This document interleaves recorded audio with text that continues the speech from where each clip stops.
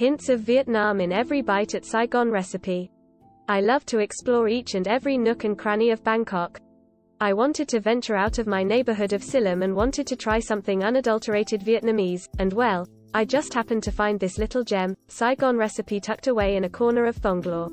Saigon Recipe is located in between Phrum Pong and Thong Lo BTS stations, and once you get there it is a bit of a hike on foot. Best to hop on a tuk-tuk or motorbike to this quaint little place. I hopped on a Grab motorcycle taxi for just 37 baht. Saigon Recipe story began when a Japanese gentleman met a Vietnamese lady who then brought these recognizable homemade generational recipes from Vietnam to Thailand. The Japanese gentleman's love for Vietnamese cuisine was the inspiration for this place. For anyone who has been to Saigon, they will definitely know what I am talking about. The ambience of Saigon Recipe feels like you are sitting in the middle of nowhere with recognizable Vietnamese lanterns delicately hanging above. Now begins the long love affair I have had with Vietnamese food. This is my go-to food and I'm always ready for some really good beefar and spring rolls. My Vietnamese buddy Nabila in Canada and I would go weekly for our daily dose of pho.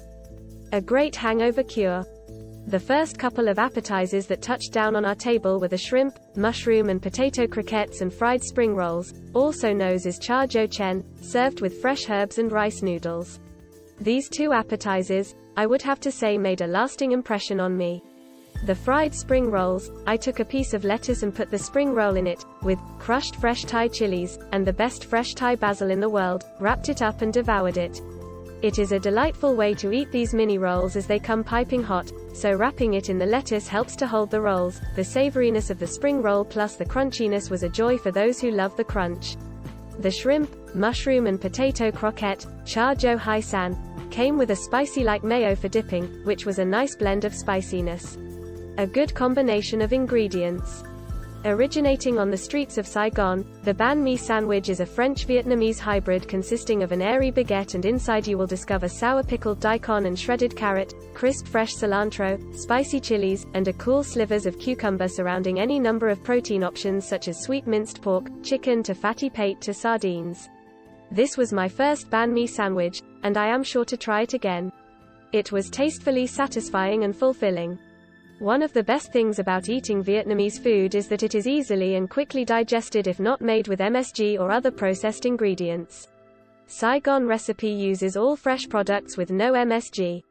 I literally could want to try the beef pho as I have tried in so many different restaurants, cities and countries around the globe. This one definitely didn't disappoint.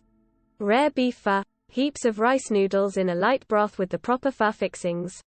I was getting full, so luckily the portion was the perfect size for sharing. The manager was super helpful in explaining the different types of Vietnamese cuisine, and this next entree was a highly recommended dish for us to try.